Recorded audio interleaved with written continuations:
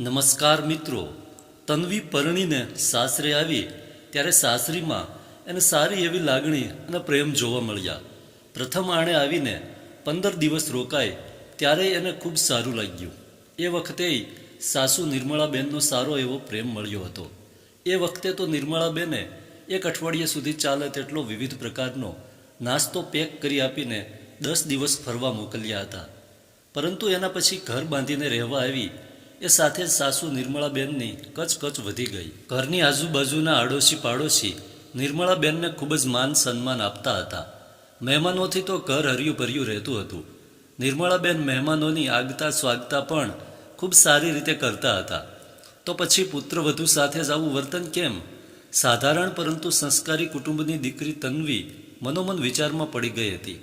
પ્રથમ આણે આવી ત્યારે તો ઘરમાં કામવાળી બેન આવીને રસોઈ સિવાયના બધા જ કામ કરી જતી હતી. તો હવે કેમ નથી? મારા આવવાથી સાસુમાએ એને છૂટી આપી દીધી કે શું? તન્વી સવારમાં વહેલી ઉઠે એટલેથી કરીને રાત્રે 10:30 વાગ્યે પથારીમાં પડે ત્યાં સુધી કામ ને કામ. પતિ શૈશવ અને સસરા નરોત્તમભાઈ તો સવારે 9:30 વાગ્યે નોકરીએ ચાલ્યા જાય. ઘેર સાસુ વહુ એમ 2 જ જણ. શૈશવ એની કંપનીમાંથી 1:30 વાગ્યે વિશ્રાંતિ સમયે તન્વીને જરૂર ફોન કરે, પરંતુ એ વખતે નિર્મળાબેનનું ધ્યાન તન્વી તરફ જ હોય. બિચારી તન્વી ઘરકામનો થાક ઉતારવા શરમની મારી પતિ સાથે ફોન પર હસી મજાક પણ ના કરી શકે. બપોરે 2 થી 3 વાગ્યા સુધી તન્વીને કુકડા ઊંઘ જરૂર મળે, પરંતુ 3 વાગ્યા તો તન્વી વહુ ઊભી થા અને ચા મૂકનો પોકાર પડે. સવારમાં ઉઠીને પ્રાતઃ ક્રિયાઓ પછી ઈષ્ટદેવનું મંદિરિયું સાફ કરવું, ફૂલ ધરાવવા, સમૂહ પ્રાર્થના, એમાં જ 8 વાગી જાય. એના પછી નાસ્તા પાણીમાં 9 વાગી જાય. પછી બેડરૂમ અને રસોડું તેમજ વિશાળ બેઠક ખંડની સફાઈમાં જ કામમાં ઝડપવાળી તન્વીને કલાક લાગી જાય. 10:30 વાગ્યે રસોઈ કામ હાથમાં લેવાનું, એ પણ એકલા હાથે. નિર્મળાબેન બજારમાંથી શાકભાજી લાવી આપે એટલું માફ. રસોઈ પછી વાસણ અને છેલ્લે પોતું 1-1:30 વાગી જાય એમાં ને એમાં.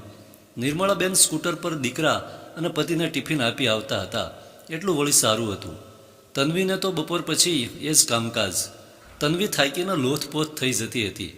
રાત્રે થાકની મારી ઊંઘમાં તન્વી ઊંઘકારા કરતી હોય ત્યારે વહેલી સવારે શૈશવ એને જરૂર પૂછે, કામથી થાકી જાય છે નહીં તન્વી? ના રે ના, એવું કંઈ નથી. આ યુવાવસ્થામાં કામ ના કરીએ તો પછી ક્યારે કરવાનું? આમે સતત કામથી શરીરને થોડી કસરત તો મળે શૈશવ. તન્વીનો હેતભર્યો જ જવાબ હોય. જોકે શૈશવ મનોમન બબડે, આ મમ્મી પણ કેવી છે, વહુ આવતા જ કામવાળીને છૂટી કરી દીધી. પાછી કહેતી હતી કે 2-3 વર્ષ વહુને એકલે હાથે કામ કરવા દે, નહીતર આળસુ થઈ જશે. અમે આ મમ્મીને સમજાવવી કઈ રીતે? એક દિવસ નિર્મળાબેન તન્વીને બજારમાં સાથે લઈ ગયા.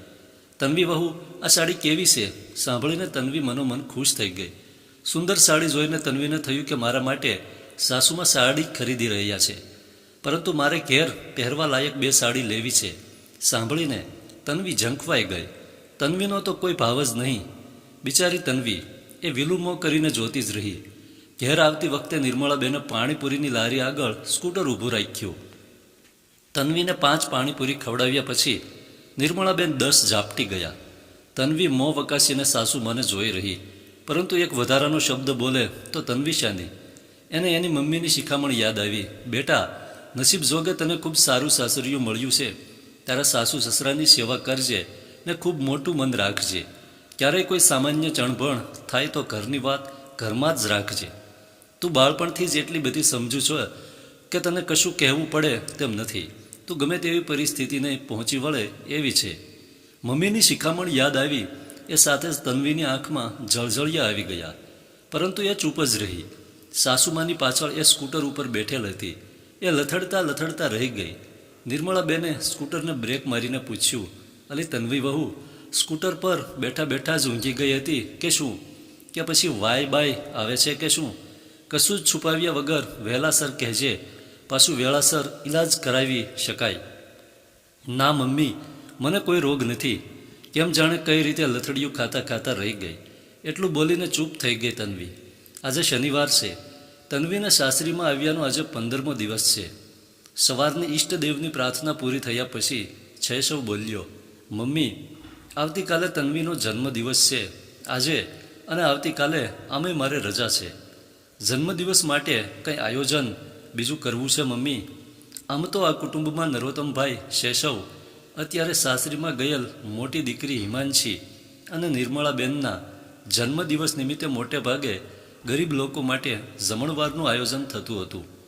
દીકરાના પ્રશ્નને થોડીવાર વાગોળ્યા પછી વિચારીને નિર્મળાબેન બોલ્યા, ના શેષવ, તું અને તન્વી વહુ આજે જમીને તન્વી વહુના પિયર જઈ આવો. કાલે ત્યાંથી સવારના 9 વાગ્યા સુધી પરત આવી જજો. મમ્મીના સ્વભાવને અચાનક શું થયું? તે આવું વર્તન કેમ કરે છે? શેષવને કંઈ જ સમજાતું નહોતું, પરંતુ એ કંઈ બોલી શક્યો નહીં.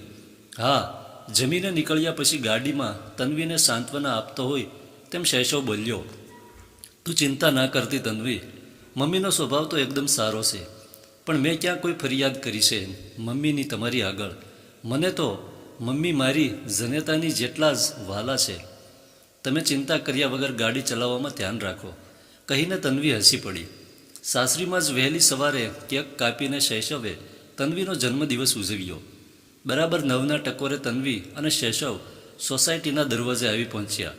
આ શું, સોસાયટીના દરવાજેથી કરીને શૈશવના 4થા નંબરના મકાન સુધી રોશની માટેની સિરીઝ લટકાવેલ છે. શૈશવના ઘરના દરવાજાને એક વ્યક્તિ ફૂલોથી શણગારી રહેલ દેખાય છે. સામેના કોમન પ્લોટમાં રસોઈની તડામાર તૈયારીઓ ચાલી રહી છે. ગાડી પાર્ક કરીને શૈશવ તન્વીને પણ લીધા વગર ઘેર પહોંચી ગયો. તન્વી તો ધીરે ધીરે ખચકાતા ઘર તરફ આગળ વધી રહી હતી. એને તો કશું જ સમજાયું નહીં. ઘરની અંદર પણ સુંદર મજાનું સુશોભન થઈ રહ્યું હતું. ઘરના બેઠક ખંડમાં નરોત્તમભાઈ, નિર્મળાબેન, હિમાંશી અને તેનો પતિ કરદમ બેઠા હતા. સોફા પર બેઠેલ સાસુ સસરાને વંદન કરીને તન્વીએ હિમાંશી અને કરદમના ખબર અંતર પૂછ્યા. પછી બોલ્યા ચાલ્યા વગર અદબ વાળીને ઊભી રહી. કરદમ અને હિમાંશીના ખબર અંતર પૂછ્યા પછી શૈશવથી બોલ્યા વગર ના રહેવાયું. મમ્મી, આ બધું શાનું આયોજન છે? કેમ, તને કંઈ ખબર નથી? સાચો જવાબ છુપાવીને નિર્મળાબેને ચહેરાને ગંભીર બનાવી દીધો. શૈશવ મમ્મીનો ચહેરો જોઈને ગે ફે થઈ ગયો. નિર્મલાબેને ગંભીર ચહેરે જ કહ્યું, લગ્ન પહેલાં તો બહુ દોઢ દાયો થતો હતો. તન્વી આમ ને તન્વી તેમ, તન્વીને આ ફાવે ને તન્વીને તે ફાવે. તન્વી બહુ સમજુ છે, બહુ સંસ્કારી છે, જોઈ લીધી તારી તન્વીને મેં. અચાનક તન્વી બોલી ઉઠી, મારાથી કોઈ ભૂલ થઈ છે મમ્મી? કહીને વળી પાછી એ જ અદબ સાથે ચૂપ થઈને નીચે જોઈને ઊભી રહી. તન્વી, તારાથી કોઈ ભૂલ નથી થઈ એની જ તો ઉપાધિ છે. આજની નવી પેઢીની વહુઓનો તો રોફ જ કંઈક અલગ હોય છે. એ સાસુઓને ગાંઠતી જ નથી હોતી એવી મારી ધારણા હતી, પરંતુ 15 દિવસની તારી પરીક્ષામાં હું સાવ ખોટી પુરવાર થઈ. તું તો એમાંથી સાવ બાકાત રહી ગઈ અને આ મારો દોઢ દાયો દીકરો સાવ સાચો પુરવાર થયો. હવે એની ખુશીમાં તારા સાસુ સસરાએ કંઈક તો કરવું પડે ને.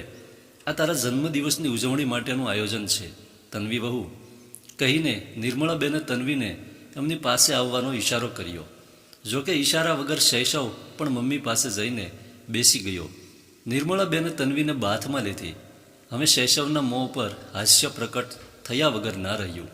એ હસતા હસતા બોલ્યો, મમ્મી, ઘરમાં નવી વહુ આવી એટલે મારું માન ઓછું થઈ ગયું કે શું?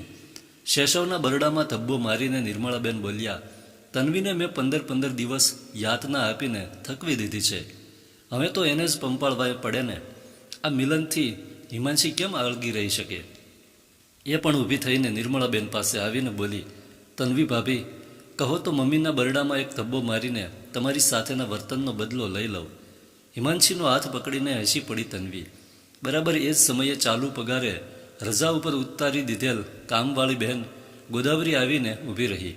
એણે સૌને પાણી પાયું.